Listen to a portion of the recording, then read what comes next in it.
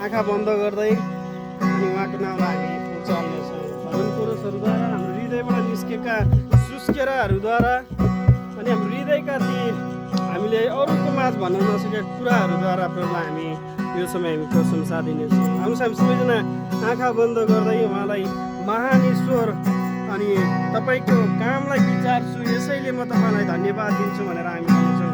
जसो यो भजन लेखकले अनि लेखेका छन्, हामीले हेर्ने हो भने इतिहासलाई हेर्ने हो भने यो भजन लेखकले त्यत्तिकै लेखेको होइन। जब चन्द्रमामा पहिलो कदम उनले टेक्छन् त्यो बेला अनि ईश्वरको सृष्टिलाई हेर्दै यो भजनलाई लेखेको कुराहरू हामी पाउँदछौँ। हामी पनि त्यही कुराहरूलाई महसुस गर्दै अनि यो सृष्टिलाई हेर्दै जति पनि उहाँले बनाउनु भएको छ ती कुराहरूलाई विचार गर्दै यो समय हामी उहाँलाई धन्यवाद दिनेछौँ। आउँछ सबैजना मिलेर भजनलाई गाउँछौँ।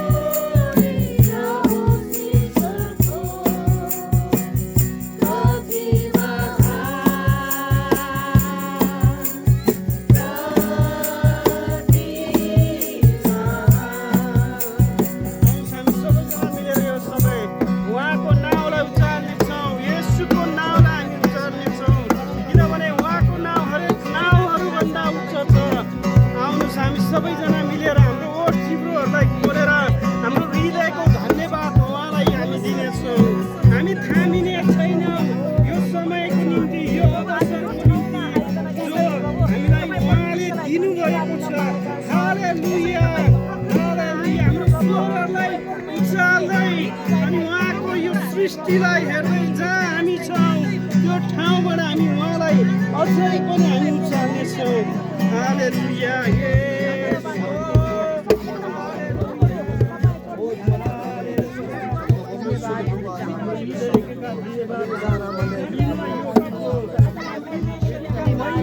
प्रशंसा चढाउन योग्य नाउँ, जो हरेक नाउँहरूभन्दा उच्च प्रभु नाउँ येशू नाउँ, जसले हामीलाई सबै बन्धनहरूबाट, हाम्रो सारा अनि पाप अधर्महरूबाट, हाम्रो सारा चिन्ता फिक्रीबाट हामीलाई निकाल्नुभयो, जसले हामीलाई अति नै प्रेम गर्नुभयो, अझै पनि उहाँ गर्नुहुन्छ, अनन्तकालसम्म हामीलाई प्रेम गर्नुहुन्छ।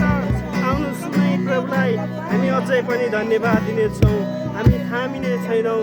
हाम्रो हृदयका धन्यवादहरू निकाल्नलाई हामी रोक्ने छैनौँ। हाम्रो हृदयलाई, हाम्रो ओठ चिब्रोहरूलाई यो समय हामी खोल्नेछौँ केवल हाम्रो जीवित प्रभुको निम्ति, जीवित येशूको निम्ति, जसले हाम्रो पुकारमा हामीलाई उत्तर दिनुहुन्छ, जसले हामी कतिखेर उहाँलाई धन्यवाद दिन्छौँ अनि हामी कतिखेर उहाँलाई पुकार्छौँ भने हामीतिर आफ्नो कान र आँखालाई फर्काउनुहुन्छ। हालेलुया, हालेलुया। जसले भन्नुहुन्छ यस ठाउँबाट गरिएको प्रार्थना सुन्न मेरो कान र आँखा सदैव खुल्ला रहनेछ। आउनु सुनै प्रभुलाई अझै पनि हामी धन्यवाद दिनेछौँ। हालेलुया। धन्यवाद प्रभु, तपाईँको प्रेमको निम्ति धन्यवाद येशू, तपाईँको महानताको निम्ति हामी धन्यवाद दिन्छौँ, जसले हाम्रो निम्ति आफूलाई त्यो क्रुसमा चढाउनु भयो प्रभु, हाम्रो निम्ति। अनि प्रभु हाम्रो नामलाई प्रभु तपाईँको त्यो हत्केलामा तपाईँले थोप्नु भएको छ। हाम्रो नामबाटै हामीलाई चिन्नुहुन्छ।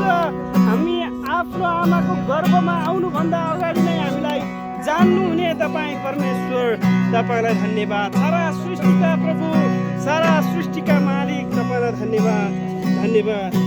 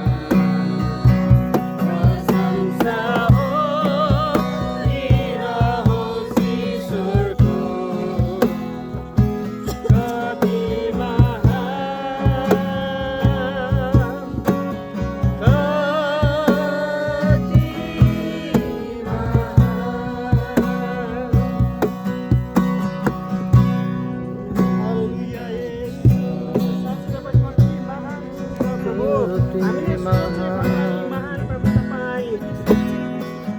तपाईँको त्यो महानताको वर्णन प्रभु तपाईँको वचनले गर्दछ, जो हाम्रो निम्ति के गर्नुभयो भन्ने कुरा प्रभु 2000 वर्ष अगाडि प्रभु तपाईँले त्यो क्रुसमा देखाउनु भयो प्रभु। पिता तपाईँलाई धन्यवाद, जसले आफ्नो पुत्रलाई हाम्रो निम्ति बाँकी राख्नु भएन। धन्यवाद। यसबाट हामी थाहा पाउँछौँ कि तपाईँको प्रेम हामी प्रति कति छ प्रभु।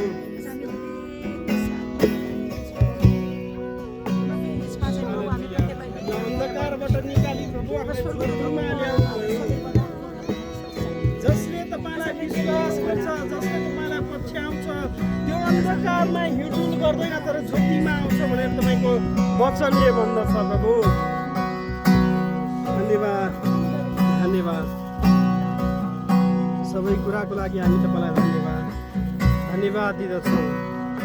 यसो सबै कुराको लागि धन्यवाद।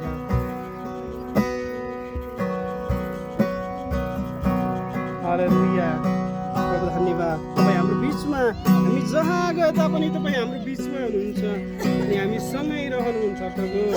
धन्यवाद, किनभने तपाईँले प्रतिज्ञा गर्नुभएको छ प्रभु, म तिमीहरूलाई कहिले छोड्ने छैन अनि कहिले त्याग्ने छैन भने तपाईँले प्रतिज्ञा गर्नुभएको छ।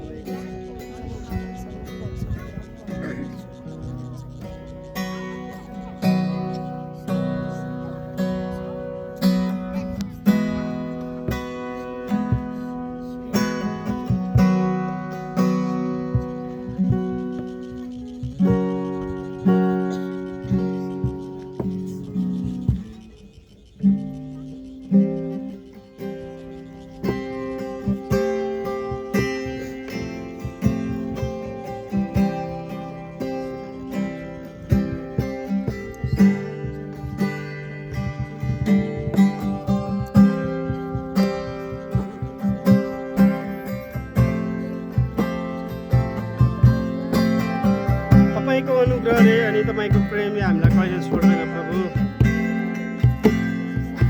यसैले हामी तपाईँको नजिक आउँदछौँ। हाम्रा सबै कुराहरू बिर्सेर, हाम्रा सबै कुराहरूलाई हामी छोडेर यो समय हामी तपाईँको नजिक आउँदछौँ। हाम्रो हृदयलाई, हाम्रो मनलाई, हाम्रो प्राणलाई, हाम्रो शक्ति बल शरीर सबै कुराहरू हामी तपाईँतिर लाउँदछौँ प्रभु। किनभने तपाईँको वचनले भन्दछ, तिमीहरूको सारा हृदयले, सारा प्राणले अनि सारा शक्तिले उहाँलाई प्रेम गर। प्रभु साँच्चै हामीलाई त्यो प्रेम गर्नलाई अझै पनि सिकाउनुहोस्, किनभने तपाईँ स्वयंले त्यो आज्ञा दिनुभएको छ, जस्तो मैले तिमीलाई प्रेम गरेँ त्यस्तै एकअर्कालाई प्रेम गर।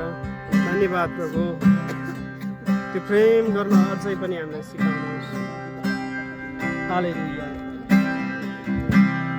आज फेरि भेटायो, आज फेरि भेटायो तपाईँको अनुग्रहले, अनि फेरि मेटायो, अनि फेरि मेटायो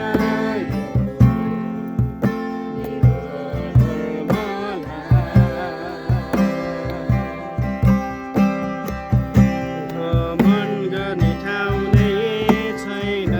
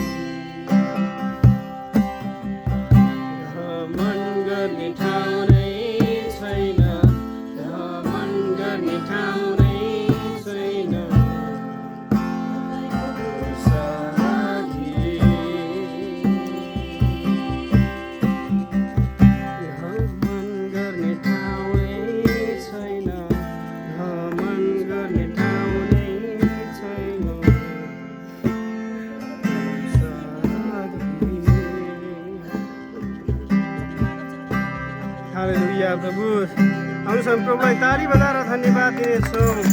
हाम्रो घमण्ड केवल येशूमा छ। कुनै चिज अनि कुनै थोक अनि हामीसँग भएका कुराहरू होइनन्, तर हाम्रो घमण्ड केवल येशूमा अनि उहाँको क्रुसमाथि छ, जसले हामीलाई सबै कुराबाट अनि छुटकारा गर्नुभयो।